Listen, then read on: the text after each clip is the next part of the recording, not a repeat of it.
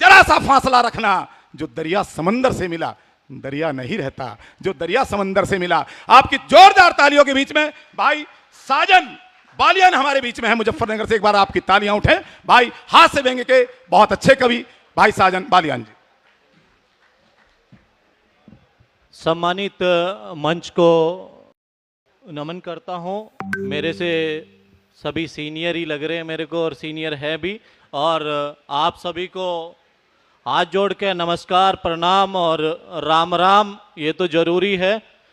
और टाइम बहुत ही कम है, मेरे को आप पहले भी सुन चुके हैं, और बहुत सारे कवि आए हैं, उनको सुनना है। ज़्यादा देर करूँगा ही नहीं, और क्योंकि टेंशन लेनी नहीं है, ना टेंशन लेनी और ना टेंशन लेनी चाहिए। जैसा मैंने बताया, और कोविड से मैं लेता ही नहीं, और जिसका ले लूँ वो देता भी नहीं। सही बात बता रहा हूँ, लेकिन आप अप्लाई मत करना, सही बात बता रहा हूँ। वो कॉलेज में मैं पहले दिन गया, प्रोफेसर साहब कहने लगे कि भाई क्या नाम है। मैंने बोला जी ये लड़कियां बैठी हैं, इनसे ही पूछ लो। कहली बदतमीज, कॉलेज में पहला दिन और पहले दिन ही बदतमीजी शुरू कर दी। मैं कहा जी बदतमीज नहीं हूं मैं। कहले क्यों? खड़ा हो, क्या नाम है तेरा? मैं कहा मेरा नाम है साजन। कहले अच्छा साजन नाम है तेरा? मैं कहा हाँ जी। कहले तो आज से एक रूल तेरे ऊपर अभी से लगा दिया। मैं कहा जी क्या? कि कॉलेज की जितनी लड़कियां हैं उन सबको तू अपनी बहन मानेगा और बहन बोलेगा। मैंने बोला जी बिल्कुल नहीं मानूंगा। कहना क्यों नहीं मानेगा? मैं कहा जी नहीं मानूंगा। कहना मानना पड़ेगा, नहीं तो मैं तुझे कॉलेज से निकाल दूंगा। मैं कहा कुछ भी कर लो, लेकिन बहन नहीं बोलूंगा। कहना क्यों नहीं बोलेगा? रीजन तो बता दे। मैं कहा बहन तो मैं मान लूं, फिर ये बताओ इतने भात कौन भरेगा? हाँ सही बात बता रहा हूं, देसी आदमी जाट वाली बात ना करे तो कैसे काम चलेगा। तो मस्ती का माहौल है। अभी कुलदीप ललकार जी बता रहे थे बालियान जी के बारे में, और बड़े भाई बेनीवाल जी बैठे, मैं अभिनंदन करता हूं मंच के माध्यम से कि अपना कीमती टाइम निकाल के आए हैं। एक बार जोरदार तालियां हो जाएं, हमारे अतिथि हैं और हमको सुनने आए, ये हमारा सौभाग्य है। तो मैं एक डॉक्टर के पास चला गया, डॉक्टर साहब कहने लगे क्या हुआ, ये सर में चोट कैसे लगी? मैंने बोला जी चोट इसलिए लगी, मैं एक पत्थर को फोड़ रहा था चप्पल मार के। बेवकूफ, किसने कहा था तुझे चप्पल से पत्थर फूटता है? मैं कहा मैं खुद ही चप्पल से पत्थर फोड़ने की कोशिश कर रहा था। पीछे से ललकार जी आने लगे और कहने लगे रे बालियान कभी खोपड़ी का भी इस्तेमाल कर लिया कर। तो मैं फिर खोपड़ी से फोड़ दिया, इसलिए मेरी खोपड़ी फूट गई। सही बात बता रहा हूं, मस्ती का माहौल है, और जिसकी हस्ती जिंदा है उसकी मस्ती जिंदा है। और जहां जाट हो वहां तो ठाठ होना ही है, क्योंकि कहते हैं जाट रे जाट 16 दूनी 8, बजा देंगे बाट खड़ी कर देंगे खाट। ऐसे होते हैं वीर योद्धा जाट। चलिए मस्ती का माहौल। वो एक दिन छोटा बच्चा अपने पापा से कहने गई पापा पापा कि हाँ बेटा क्या आपकी शादी हो गई? कहना हाँ बेटा हो गई। कहना किससे? कहना बेवकूफ तेरी मम्मी से। कहना वाह पापा घर में ही सेटिंग कर ली। हाँ तो मस्ती का माहौल है, जहां आप जाना चाह रहे हो धीरे धीरे मैं वहीं आपको लेके जाऊंगा। वो एक डॉक्टर के पास चला गया मैं, डॉक्टर साहब कहने लगे क्या हुआ? मैंने बोला जी आप शराब छुड़ा दोगे? कहने बिल्कुल छुड़ा देंगे बालियान साहब, बहुत की छुड़ा दी मैंने, 20 साल का अनुभव है शराब छुड़ाने का। मैं पक्का ना प्रॉमिस करो? कहना बेटा पक्का प्रॉमिस है, मैं तेरी शराब छुड़ा दूंगा। मैं कहा फिर छुड़ा दो।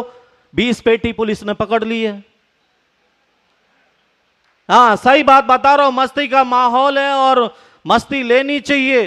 वो मैं एक दिन फिर एक डॉक्टर के पास चला गया, कहने लगा भाई अब की बार क्या हुआ?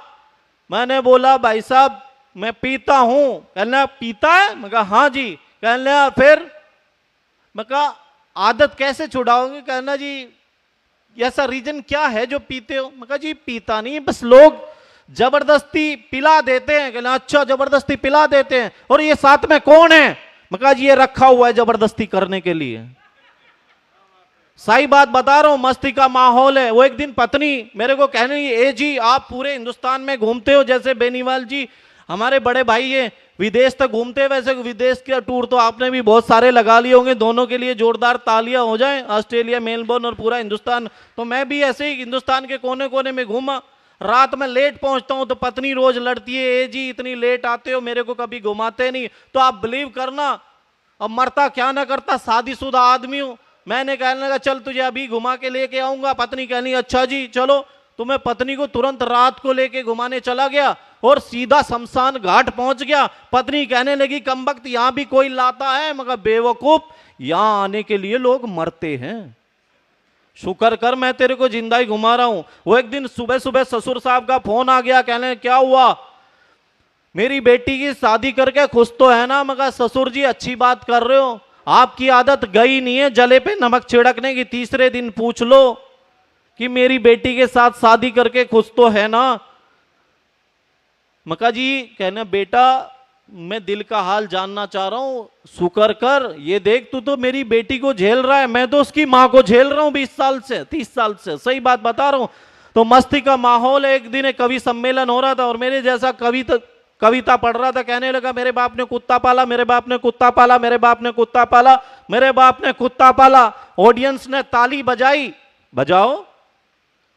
फिर यही सेंटेंस दोहरा दिया, मेरे बाप ने कुत्ता पाला, मेरे बाप ने कुत्ता पाला, मेरे बाप ने कुत्ता पाला, मेरे बाप ने कुत्ता पाला। फिर ऑडियंस ने ताली बजाई, आप भी बजाओ, बजा दो भाई, ताली तो बजा देनी चाहिए, कलाकार को ताली चाहिए। फिर वही सेंटेंस कवि ने बोल दिया कि मेरे बाप ने कुत्ता पाला, मेरे बाप ने कुत्ता पाला, मेरे बाप ने कुत्ता पाला। और फिर जाटी ऑडियंस थी, ऑडियंस में से एक आवाज आई और भौंकने के लिए स्टेज पे छोड़ दिया। तालियां कम आ रही हैं, कुछ लोगों को नींद भी आ रही है। हाँ, नींद से जगाने का काम मेरा ही है, सच्ची बात बता रहा हूं। 2 मिनट।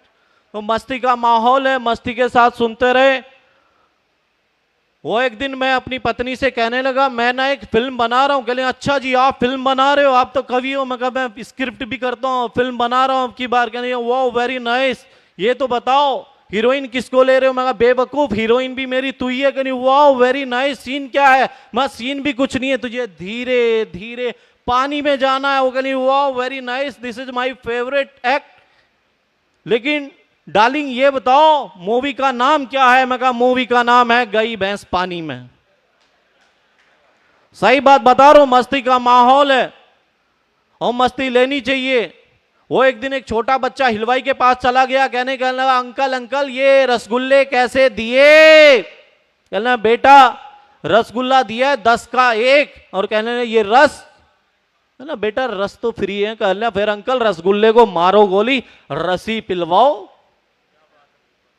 टाइम थोड़ा कम है तो इसलिए मैं चाहूंगा एक बार जितनी भी सम्मानित लोग बैठे हुए हैं जाट समाज से, उन सभी के लिए जोरदार तालियां हो जाएं और सम्मानित मंच के लिए भी एक बार तालियां हो जाएं।